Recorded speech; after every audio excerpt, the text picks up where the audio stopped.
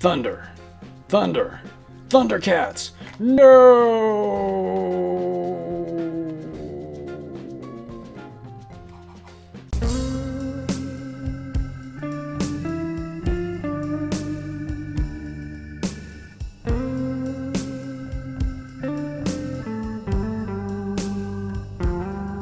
Well, howdy party people and space cadets, and welcome to the Galactic Happy Hour. I'm your host, Spider Island Slim Carity, and on this week's episode we will be talking about my favorite Teenage Mutant Ninja Turtles characters. Well, some of my favorites. I always say top and favorite. It's kind of clickbaity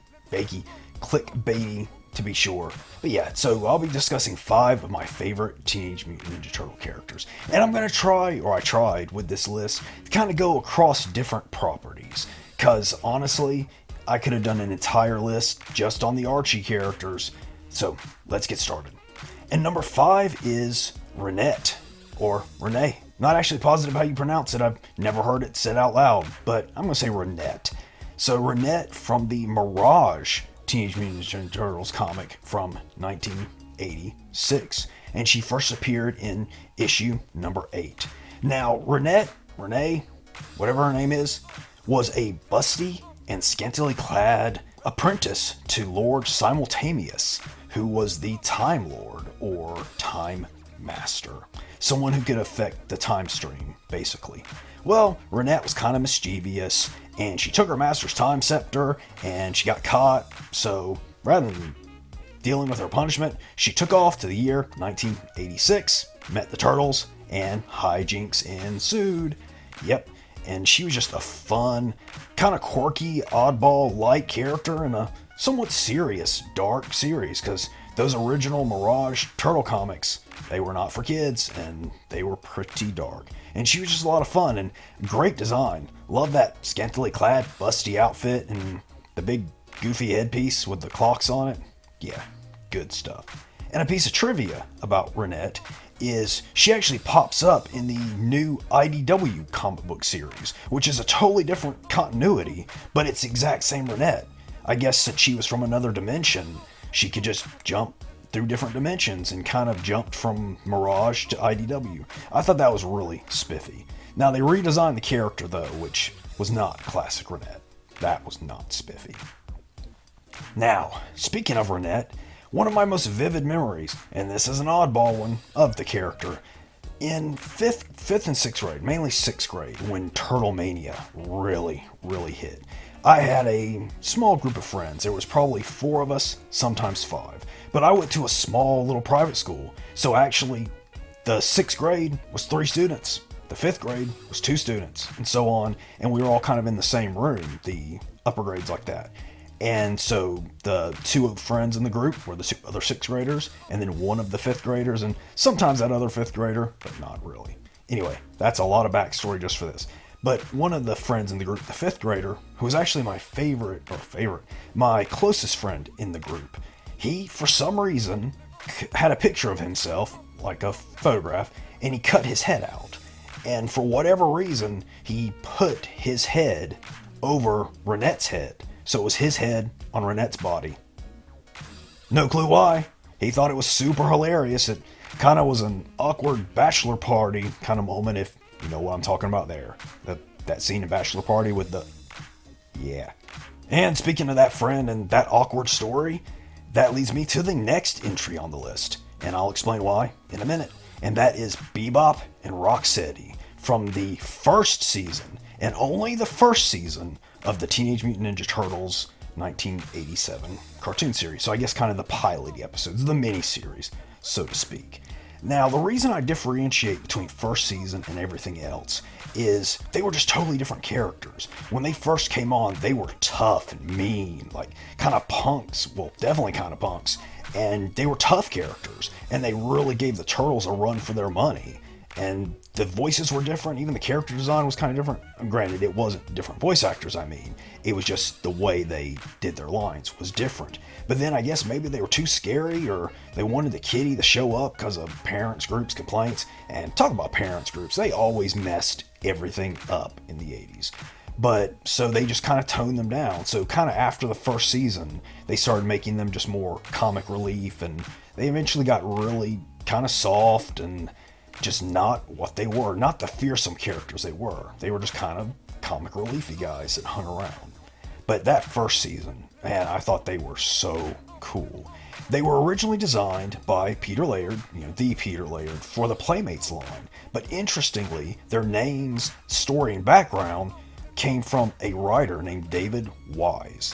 Bebop was voiced by Barry Gordon, who was also the voice of Donatello. And then Rocksteady was voiced by Cam Clark, who was not only Leo, but he was the voice of He-Man in the 2000X Mike Young series. So that's a fine voice actor right there.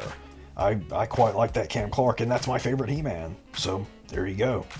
Now, as to why I mentioned my oddball friend and his putting his head in the bachelor party kind of moment before. With our little group, since there was basically 4 of us usually, we would kind of split up, and usually 2 of the kids would be good guys, and then 2 would be bad guys, or vice versa, kind of sort of that sort of thing, just kind of make the play more interesting, more interactive. Well, when Bebop and Rocksteady came on the scene, that was me and my friend and I's characters. I was Bebop, and he was always Rocksteady, and my friend actually kind of looked like Rocksteady in his human form.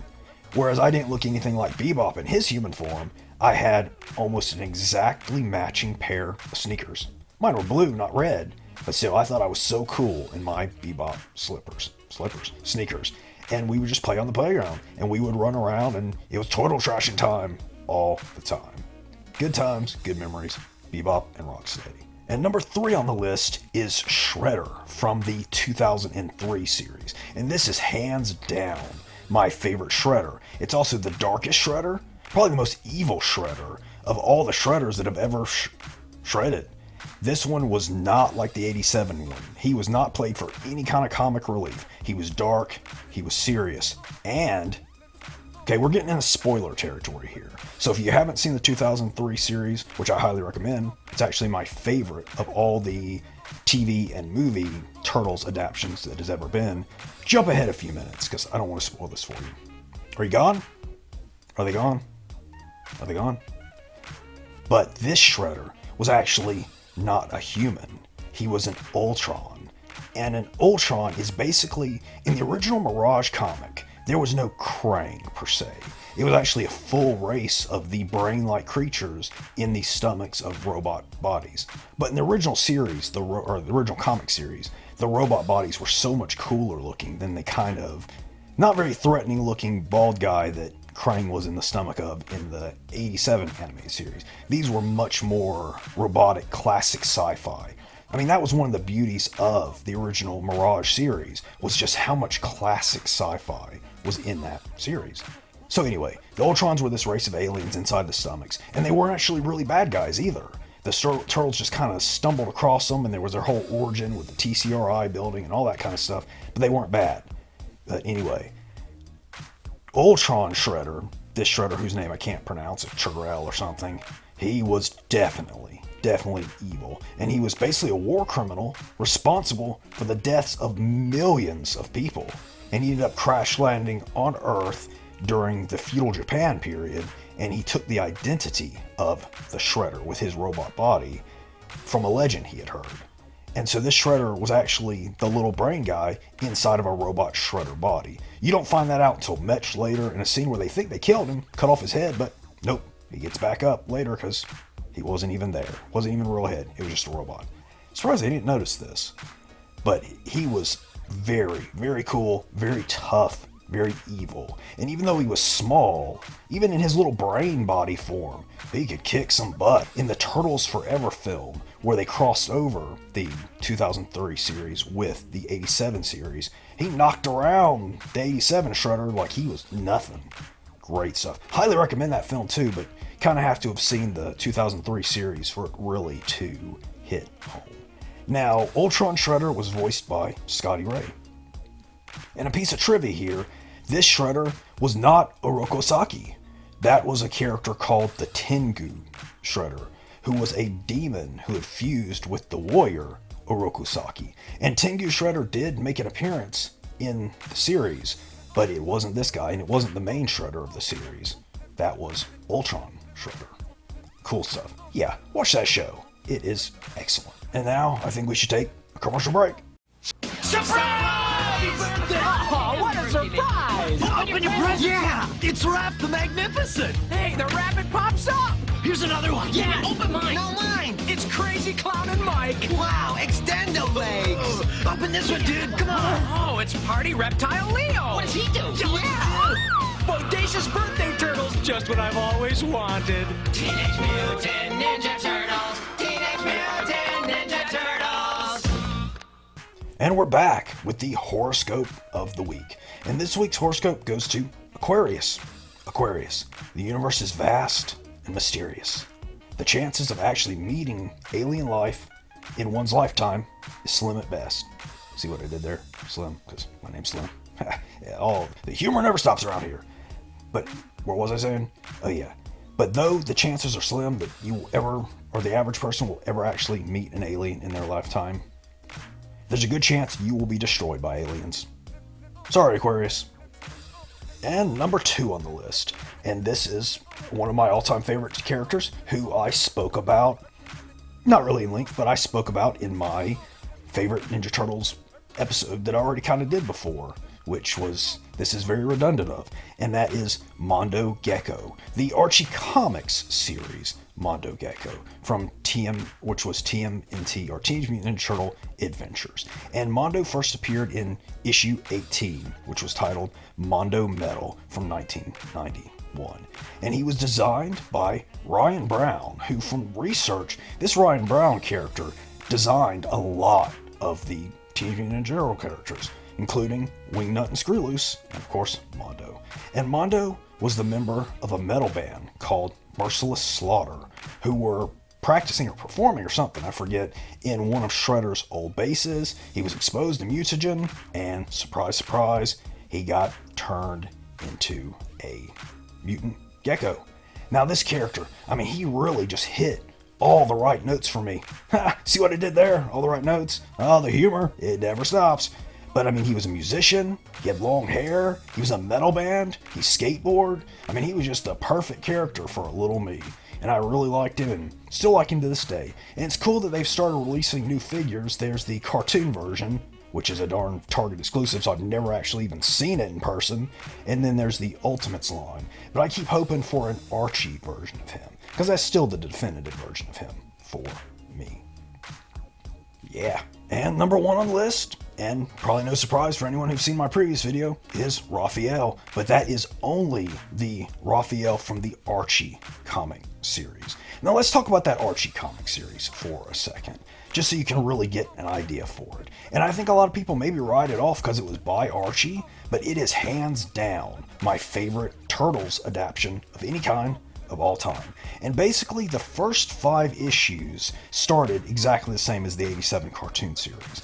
But with after issue 5, Mirage employees Ryan Brown again, and Stephen Murphy took over, and they took it to a whole new place. And it was kind of like the setup of the 87 cartoon, but it started getting more serious. And it ended up being, I mean, not dark and serious like the Mirage series, but definitely some heavy issues and much more serious take on the subject matter, clearly not aimed at just children. I mean, it had everything from the entire Mighty Mutanimals team dying. I mean, that was crazy, and just, well, I don't want to get too spoilery. But, so in this, like I said, Raph started out just kind of like the cartoon. But as the character grew, he kind of took on a life of his own, becoming a very distinct Raphael in the series. Kind of a merge between the Mirage version and the 87 version. But he wasn't a jerk like kind of the movie version and such. He was just more the cool but rude 87 version, but with a little bit of darkness behind him. He definitely had the most growth, in my opinion, and was the most complex of the character of the series. He even at one point for a while wore this fully black outfit. Like all of his brothers were just their normal Ninja Turtle selves, and he was wearing this fully black outfit. He even ended up with a girlfriend, a mutant fox named, or maybe she wasn't a mutant, but a humanoid fox named Najara. Though they did end up breaking up, and I think in the end he ended up marrying a coyote girl, and they both worked together at a bar called Turtles Island. But that is really just a great series and just a definitive take. The perfect mix of light and dark. And weirdly, as far as I know, they have never released those in graphic novel form, which they really, really should. They seem to be doing everything else and the stuff is out there. Why not? Maybe it has something to do with Archie? I don't know. But if you can find those old issues, highly, highly recommended it. Yeah. And that's my list. That is my favorite, or some of my favorite, the first favorites of my Teenage Mutant Ninja Turtle characters. Please like, comment, subscribe, and may your pants always be filled with mutated marshmallows. Cowabunga.